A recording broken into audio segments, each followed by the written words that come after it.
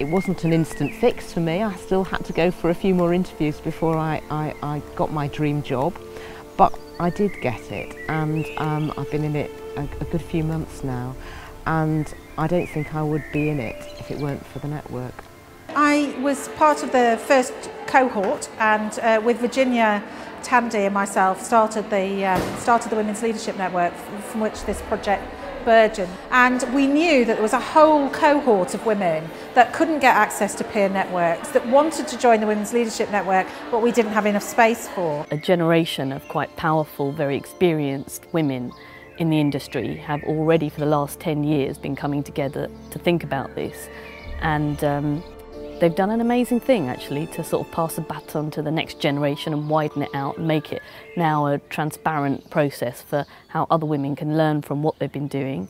Absolutely at the top it's a male-dominated industry despite it being a predominantly female workforce, and this is a chance to do something collectively with other women about it. Brilliant.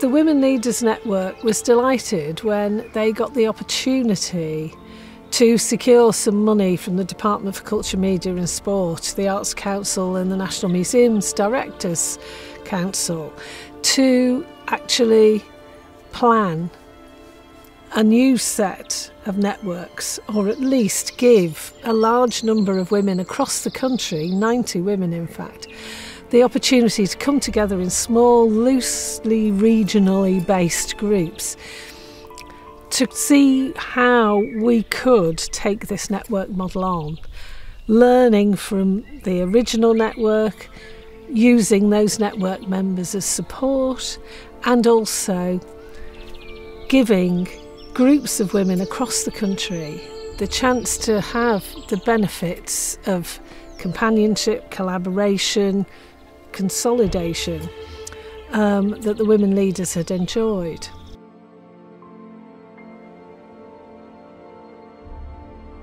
A lot of times it feels like you're operating sort of on your own when you're leading an organization, and it's really nice to have a place where you can actually talk about the challenges and opportunities that come with leadership within the museum sector, within the arts sector generally.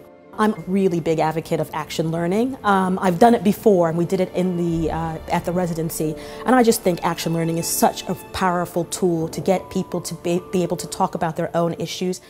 The format that we're going to use is to ask one of you to present.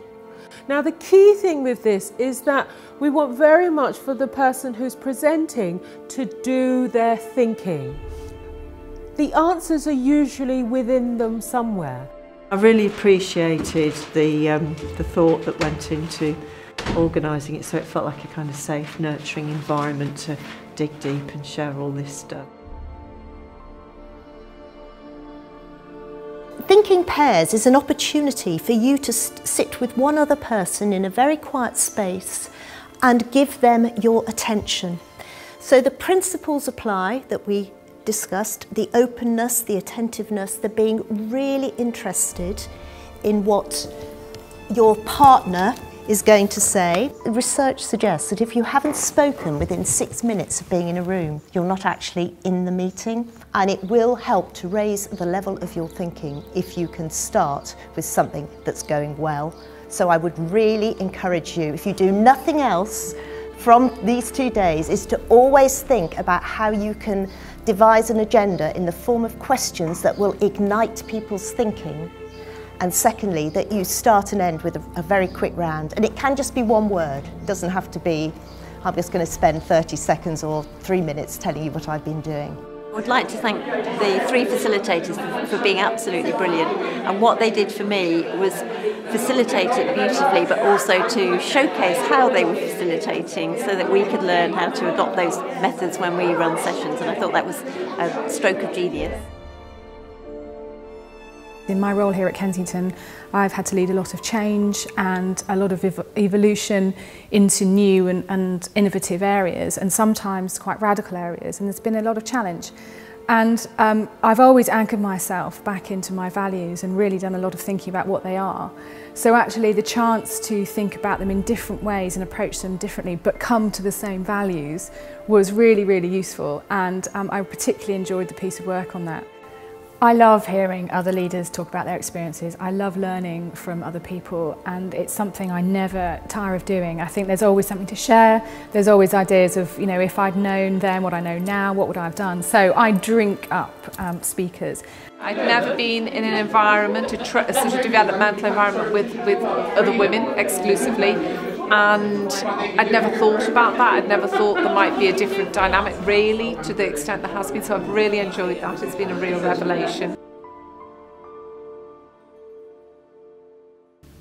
At the end of the discussions that we're having over the next 24 hours, bear in mind there is some money available for you to use to take this idea of networking back to your regions and develop something that you think would work for you and perhaps even other women where you're based. In my case, there were 20 of us on the residential, and just having it kind of demonstrated that even within the space of 2 days, we could build what felt like a really strong, supportive network and have some really worthwhile conversations that were really helpful to me where I was at the time.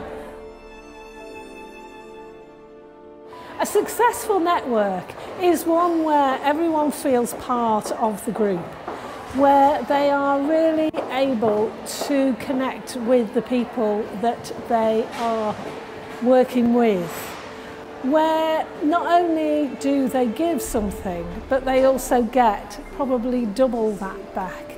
It's been very interesting today to come along and see perhaps 80 women who've come together as this group for the first time, meeting their colleagues from their original cohorts, so a lot of coming back together, which has been nice to see, and also meeting all the other people who've been involved.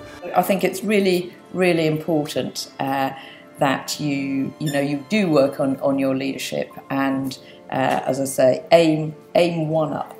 I don't have a team, I don't have a building, I don't have a turnover of millions. I might not be a very senior leader, might not lead a lot of people, but I lead in a very different way. And I lead because I want to see a sea change in histories and heritage.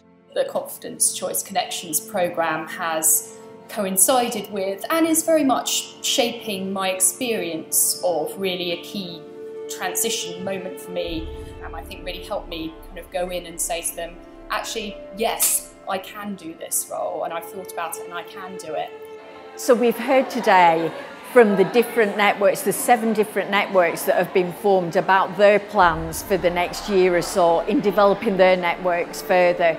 And what's really excited me is that from those 7 different networks, there are 7 different plans. There are connections between them, but they're actually all forming with their own presence, their own personality, and their own needs from those networks.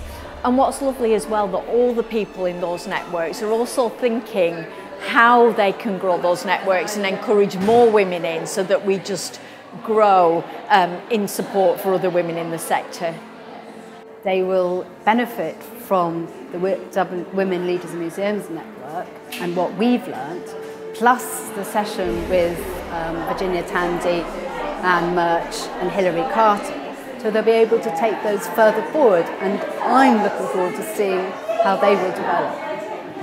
I was really delighted that someone had kind of thought this person has potential to go further. We were all really honest with each other really quickly, so it built a sense of trust and confidence. There's real potential for a fantastic network of women across the north, and my part's the northwest, but I'm also interested in the whole of the north, so real potential, that's what I'm taking away. Often leaders are seen within cities and are placed within cities, so hopefully for Cumbria it will show that there is a strong network of women who are either leaders or have aspirations to be leaders, and that we need to be taken into account.